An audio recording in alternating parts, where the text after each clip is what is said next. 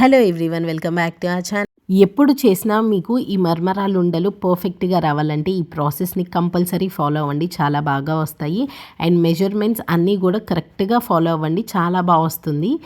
Stove on చేసి ఒక pan పెట్టేసుకొని ఒక 3 కప్స్ ఆఫ్ మర్మరాలని తీసుకుంటున్నాం. ఇక్కడ లో ఫ్లేమ్లో పెట్టుకొని జస్ట్ ఫ్రై చేయండి. మనకి క్రిస్పీగా ఉన్న మర్మరాల అయినా సరే మనం ఏంటంటే కొంచెం ఫ్రై చేస్తే మనం ఎప్పుడు తిన్నా కూడా మనకి మర్మరాలు అనేది చాలా క్రిస్పీ క్రంచీగా చాలా బాగుంటాయి అన్నమాట. టేస్ట్ అనేది మనం ప్రిపేర్ చేసుకున్న తర్వాత కూడా స్టోర్ చేసుకున్నప్పుడు కూడా ఎన్ని డేస్ ఉన్నా కానీ చాలా ఫ్రెష్గా అంతే ఉంటాయి అన్నమాట.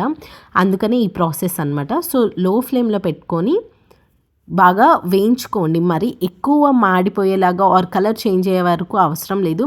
జస్ట్ లైట్గా రోస్ట్ అయితే సరిపోతుంది. మనకి ఏంటంటే ఆ క్రంచీనెస్ అనేది రావాలన్నమాట. ఇక్కడ ఒకసారి ప్రెస్ చేసి చూపిస్తాం చూడండి.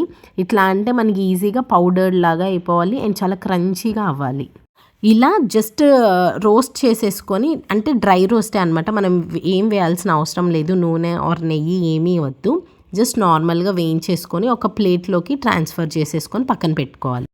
ఇలా ఫ్రై చేసేసుకొని ఒక ప్లేట్లోకి తీసుకున్న తర్వాత సేమ్ అదే ప్యాన్లో మనం ఇంకా పాకం పట్టుకుంటే సరిపోతుందన్నమాట.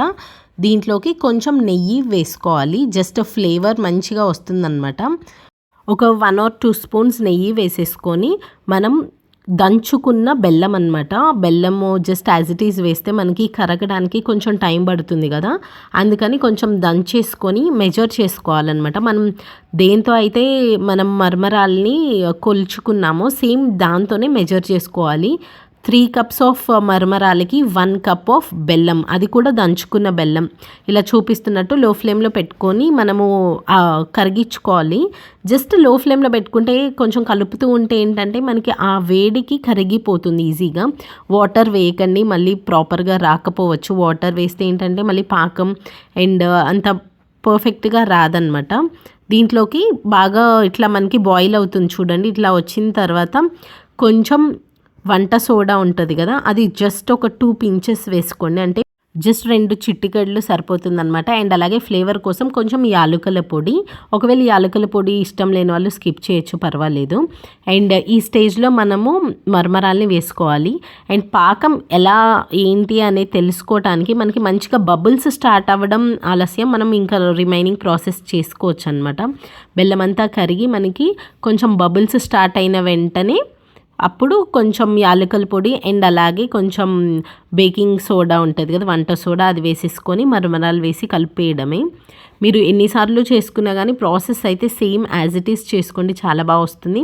అండ్ మర్మరాలు వేసిన వెంటనే మనము కొంచెం కాలుతుంది, బట్ కొంచెం చేతుల్ని తడుపుకుంటూ లడ్డూస్ లాగా ప్రిపేర్ చేసుకోవడమే కంపల్సరీ అనమాట. లేదు ఆరపెట్టేస్తే మాత్రం ఇంకా అది గట్టిగా అయిపోయి మనకి ఉండలు చుట్టుకోవడానికి రాదనమాట.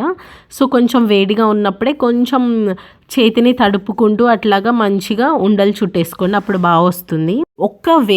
ఒకవేళ కొంచెం టైం అయిపోయి అది గట్టిగా అయిపోతే మళ్ళీ స్టవ్ మీద పెట్టి కొంచెం లో ఫ్లేమ్లో పెట్టి జస్ట్ వేడి చేయండి, ఆ వేడికి కరిగిపోతుంది.